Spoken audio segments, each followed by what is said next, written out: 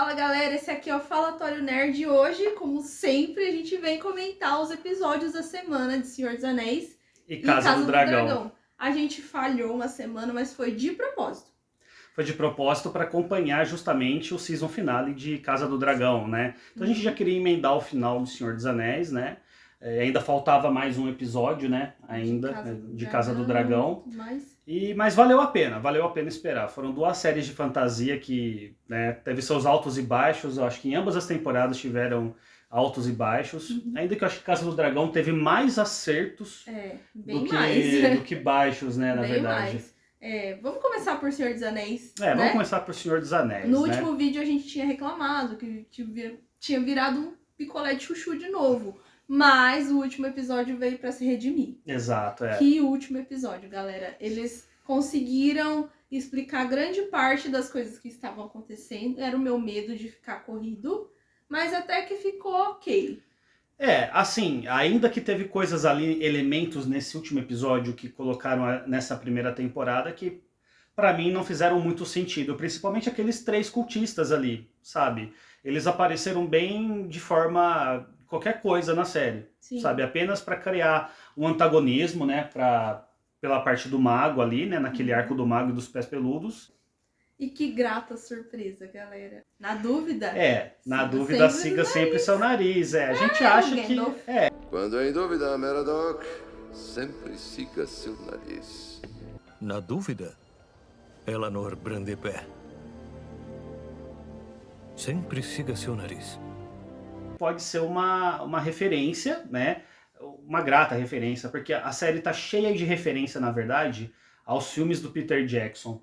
Tanto visualmente, né, como na narrativa. Eu continuo achando que é o Gandalf. Achando não, tenho quase certeza que é o Gandalf. Isso explicaria muito da relação dele com os hobbits, né, no futuro. Né, ele tem uma relação muito forte com os pés peludos agora, né, que foram o povo que acolheu ele, que ajudou ele, né, quando ele chegou na Terra-média. Então isso explicaria muito lá na frente. A Nori, ela é muito parecida com o Frodo. Sim, é muita referência a Nori, assim, pra Frodo e Bilbo, né? Muito, muito parecida. Então, explica muito bem a relação dele com os bolseiros, né? Sim, exato.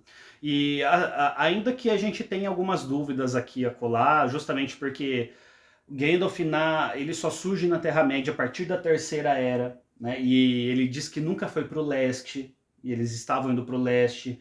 A gente tem... Eu acho que pode ser que a série dê uma pegadinha maior ainda pra gente, né? Pode ser alguém que a gente já conhece, sim, por exemplo, o Saruman, ou até o Radagast, não sei. Apesar que o Saruman também não chegou depois. Mas seria legal se fosse o Gandalf. Mas, gente, é muito cara do Gandalf, né? O jeito do personagem, né? Então eu creio que se for uma saída, assim, criativa pra colocar o Gandalf, tá valendo super. E vamos falar do Sauron, né? Finalmente foi revelado. Foi uma surpresa legal até. Foi. Lembra que eu falei que o Halbrand tava estranho, tava fingindo de doente ali, não sei o quê? Tinha coisa, tá vendo como eu falei que tinha? Tinha. Né? A gente descobriu que ele é o Sauron, que ele tava ali enganando geral e tudo mais. E o que eu falei também do Adar, né? Que o Adar realmente achou que tinha matado o Sauron. Ele tava querendo um lugar pra ele e o povo dele, que são os orcs.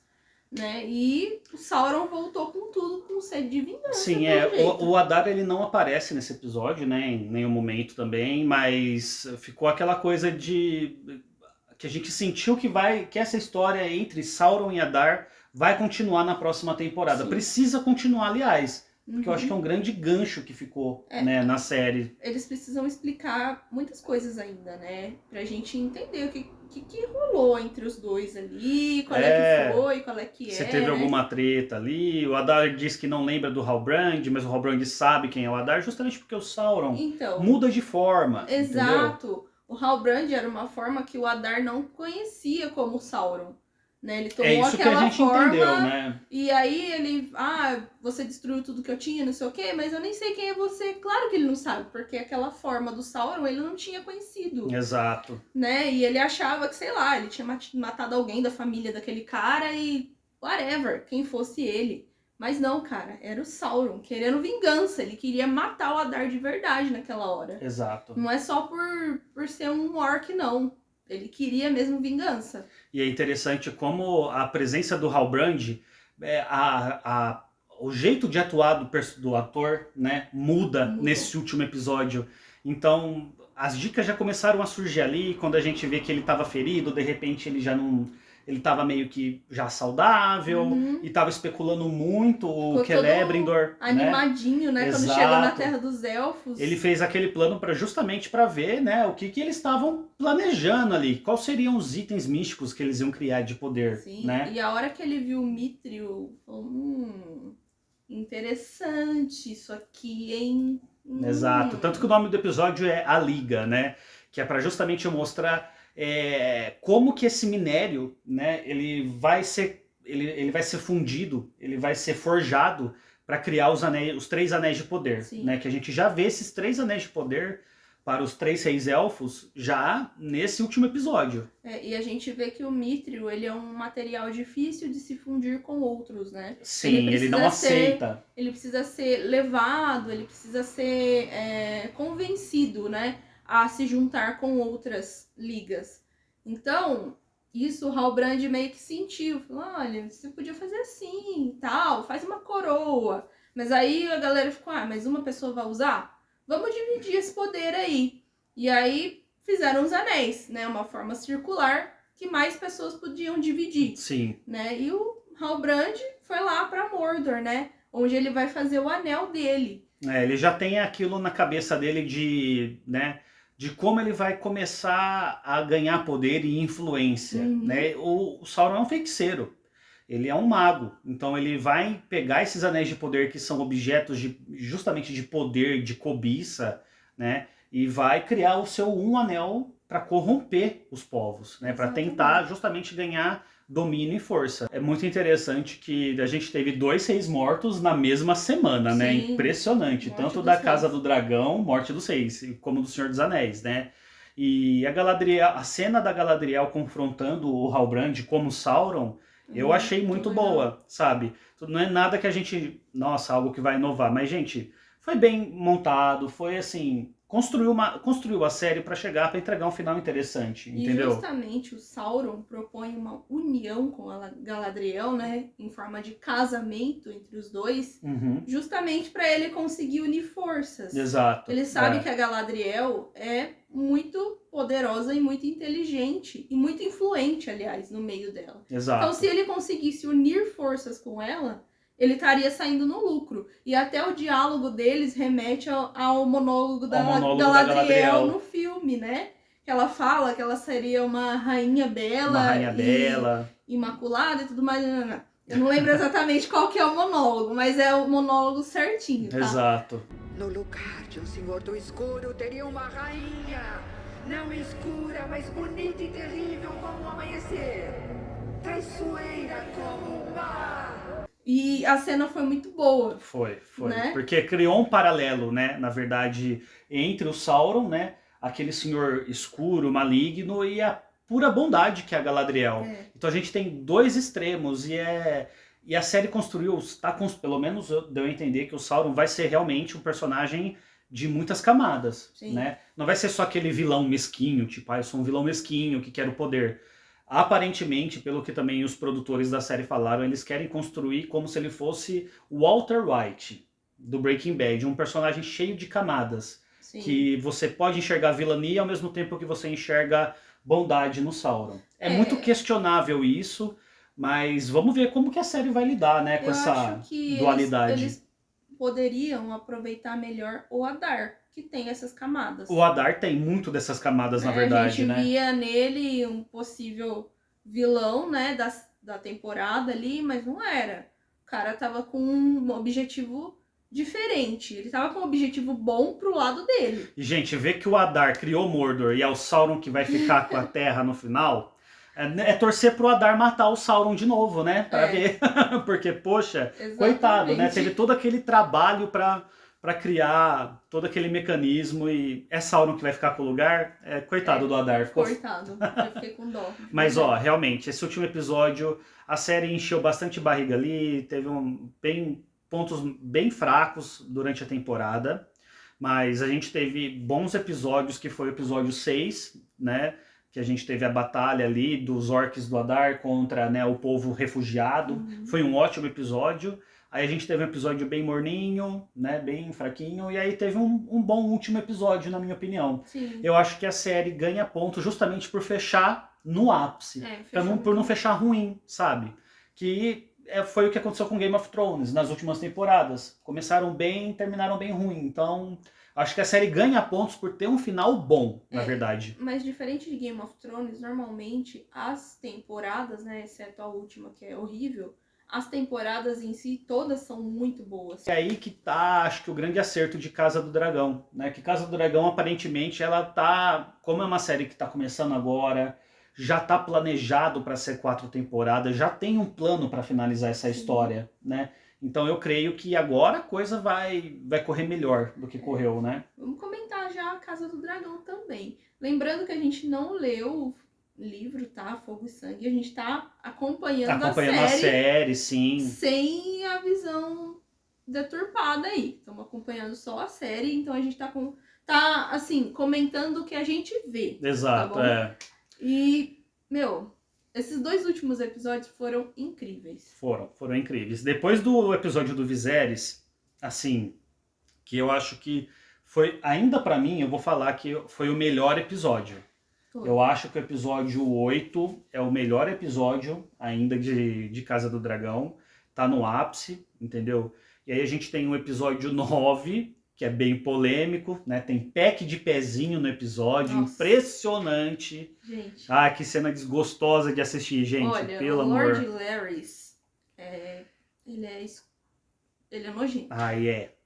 Ele não tem condições, gente. Ele parece o Grima. Não, mas nem o Grima. Gente, não, o Grima no Senhor dos Anéis, ele ainda, né... Cara, era diferente, entendeu? É que Game of Thrones apela mesmo, sabe? Pra escrotidão. Pro podre do ser humano, entendeu? Enfim. Mas a gente teve 2 últimos episódios de Casa do Dragão bem distintos entre si. O episódio 9 a gente acompanha os verdes, a gente acompanha bem o arco da Alicent, enquanto o 10º a gente acompanha só o arco dali envolvendo a Rhaenyra. Eu acho que isso foi um ponto positivo nesse season finale. Sim, né? E olha que louco, né? No arco da Alicent, a gente viu que ela meio que não sabia o que estava acontecendo, não sabia o que estava rolando. Apesar de ocupar posição de poder real, né? Que ela é a rainha e deveria mandar, né? Ela não sabia qual era o plano para quando o Viserys morresse. Sim, né? E quando ela ficou sabendo que eles iam tentar matar a Rhaenyra e colocar o filho dela à força e tudo mais, ela ficou meio... Como assim? Vocês planejaram sem mim? Né? Ao contrário da Rhaenyra, que a gente viu nesse último episódio, no 10º episódio. A todo momento, ela que manda. Entendeu? Ela está na posição de poder. Apesar de ter homens em volta dela que tentam comandar. Enquanto a Alicent está sendo ali pressionada pelo conselho, Exato. né? Então é o pai dela, o mão que tá... A gente vê claramente que é o Otto que tá governando. Tá tudo. É ele que tá governando, é ele que tá falando, não, eu quero que traz o Aegon pra mim. Né? Que eles vão fazer uma busca, que o Aegon sumiu, né? Ele tá pela Cidade Baixa. Então eles vão lá, então fica uma disputa. A Alicent quer o Aegon primeiro para conversar com ele primeiro, para influenciar ele primeiro. O Otto também quer isso. Entendeu? Então tem até uma briga de poder dentro da própria família, entendeu? Eles são... Tem ambições diferentes, né? Sim. A Alicent, querendo ou não, ela tem uma ambição benéfica até, boa. Ela quer poupar a Rhaenyra, ela quer, né, dar poder pro filho dela, claro. Né? Ela quer que o Aegon ocupe o trono, mas não quer ferir a irmã dele, né? A enteada dela.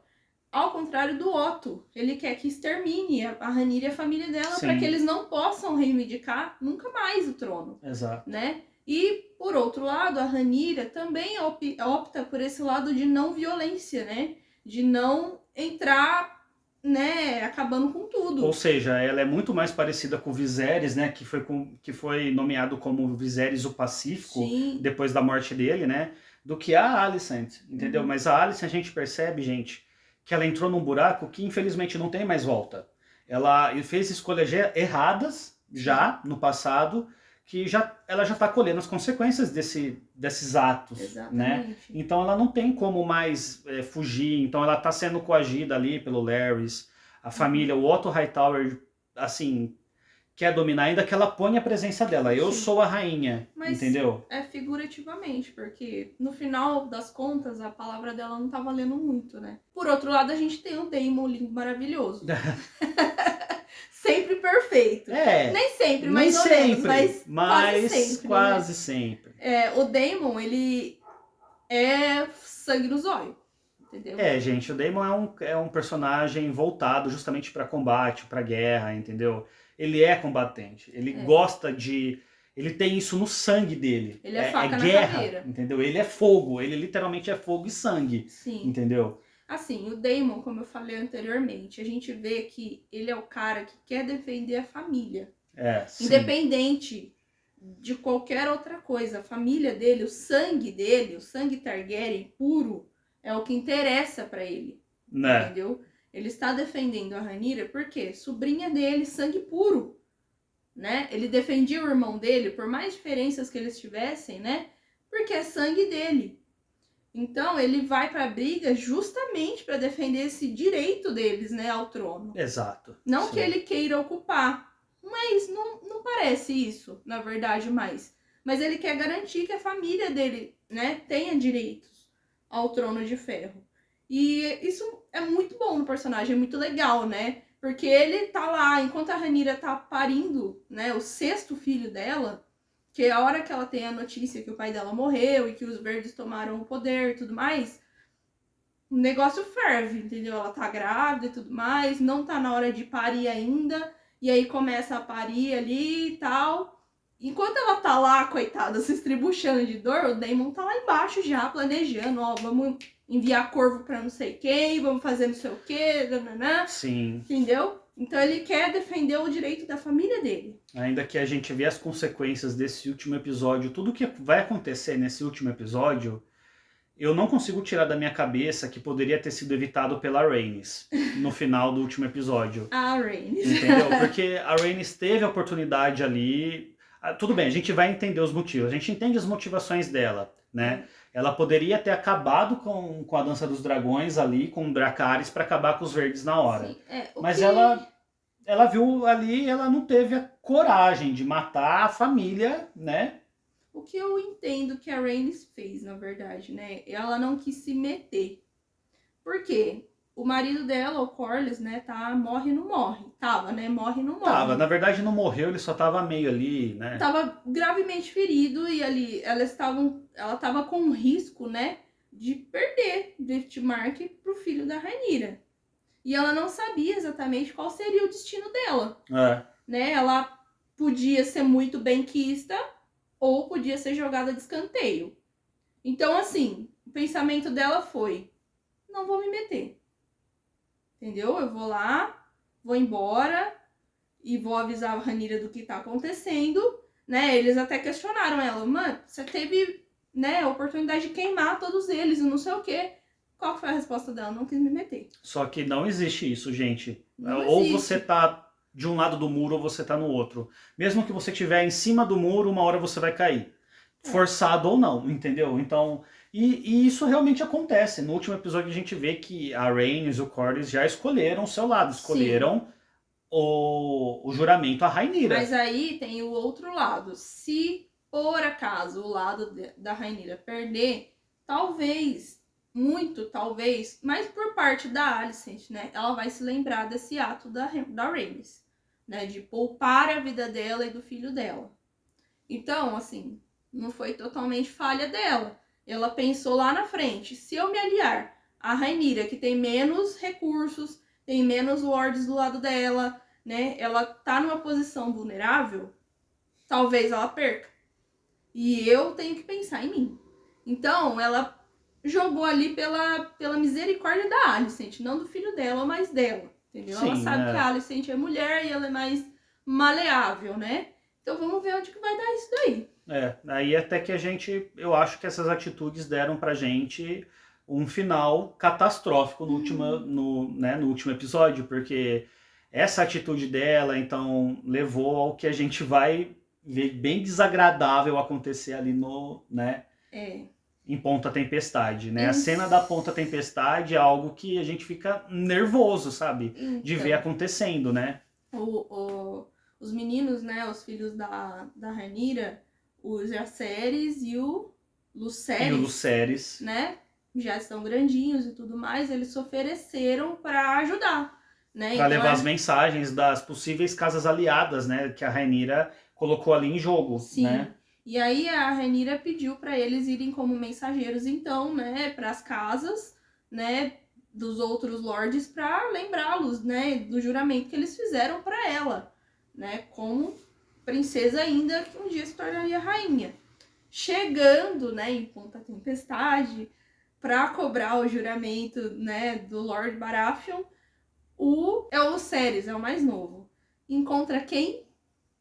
O Aemond, gente. O Aemond loucão. Já tava lá com a Vhagar, entendeu? O coitadinho com aquele dragãozinho deste tamaninho, achando que ia intimidar a galera lá, chega lá e dá de cara com a Vhagar. Exato. E aí o Aemond loucão, ó, você só sai daqui sem me dar um olho. Se você não me dá um olho, você não sai daqui, querido. Pode me dar um olho. Não dá certo na negociação, né? Porque o Lorde ali, né, de Ponta Tempestade, falou, mas o que você vai me oferecer? A Rhaenyra te mandou com algum acordo? Você vai casar com alguma das minhas filhas? O Aemond já né, foi com o intuito de casar com uma das filhas do Lorde Baratheon, né? Ou seja, a gente já tinha um acordo estabelecido, né? Foi uma jogada boa, enquanto o garoto ali chegou sem nada, entendeu? Só chegou assim, mas e o seu juramento? E a fidelidade? Isso não vale o suficiente, né? Não quero saber, não tem nada a ver com o juramento que o meu pai fez, não é nem o cara que fez, meu pai. Exato. Então, assim, ó, águas passadas, não tô nem aí. Se vira. Se você não tiver nada pra me oferecer, vaza. E aí o Aemond, não, ele não vai embora antes de me dar um olho dele, em troca do meu. E aí o cara lá, o Baratheon, fala, não. Aqui derramamento de sangue, não. E aí, o coitadinho do Lucerys vai lá, pega o dragãozinho dele, ai meu Deus, vamos embora, pelo amor de Deus. Ele não vê a Vhagar já, fala, ai meu Deus, essa bicha escapou. E ele sai desesperado, coitadinho. Sai, e aí o Aemond tá atrás dele, com a Vhagar, perseguindo ele, tipo, realmente pra dar um susto nele. É uma cena desesperadora. Exato, gente, porque a gente vê o tamanho da Vhagar perto, né, do dragão a gente fica dele. pensando, meu Deus, coitadinho, ele tá ferrado, entendeu? Só que aí, assim... Mas os dragões, gente... Eles pensam por si. Né? O Aemond, ele queria dar um susto nele. Realmente não era o intuito exato. de matar o menino. Ele queria dar um sustinho nele, né? Deixar ele meio machucado, talvez paraplégico, sei lá, alguma coisa assim. Mas matar ele não queria. Né? Só que aí o dragãozinho do Lucerys, muito atrevido, foi lá pra cima da Vhagar, né? Ele deu uma baforada de fogo na cara da Vhagar. Vou lá enfrentar. Ah, meu bem, não deu outra. A Vhagar falando, você vai me enfrentar, querido? Olha com quem você mexeu. E aí ela vai lá e dá uma bocada no dragão. Gente, come com o dragão, com o moleque junto de uma vez, corta o dragão pela metade. O moleque, você vê o corpo caindo lá. Se sobrou alguma coisa. Não sobrou nada. Né? Sobrou uma asa do dragão caindo lá só. E assim, a gente percebe que nem o Aemond, né, nem o Lucerys, eles conseguem dominar os dragões. Eles falam, não façam isso, né? Você tem que me obedecer. E nenhum dos dois obedece, entendeu? Então... Gente, a merda foi feita, né? Exatamente. E aí, assim, começa realmente a dança dos dragões. Exato. Porque até então, nenhum lado tinha agido violentamente. Exato. A Rhaenyra estava justamente esperando um ataque. Exato. E o ataque veio da pior forma possível. Estavam negociando, né, entre si. O Otto foi lá tentar conversar com a Rhaenyra. Falou, olha... a rainha não quer briga, ela quer te dar ali uma propriedade, tá tudo bem e tal. A Rhaenyra falou, não, o trono é meu. Eu sou, né, a rainha nomeada. Vocês são impostores. Entendeu? E aí, tipo, fica nessa negociação. Até o momento que o Aemond loucão matou o filho da Rhaenyra. Aí o negócio mudou. E a coitada da Rhaenyra tinha acabado de enterrar o bebê que ela teve, né? Sim. Que infelizmente nasceu morto. Né? E assim, coitada dessa mulher, né? Só perca, gente. Uma perca atrás da outra. Quem lê o livro, né, dizem que a vingança do Daemon em cima do Aemond vai ser pesada. Então, vamos aguarda. ver. Vamos aguardar os próximos capítulos. Eu estou aguardando. Sim. Né? Então é isso, galera. Nossos comentários aí dessas duas séries maravilhosas. Vamos aguardar as segundas temporadas, né? Então é isso, galera. Se você gostou desse vídeo, deixe seu like. Assistiu as séries? O que você achou? Comenta aqui embaixo, tá? Segue a gente no Instagram aqui em cima, ó. Vê os outros vídeos, a gente vai deixar nos cards aqui, tá bom? E é isso. Um beijo. Tchau. Tchau.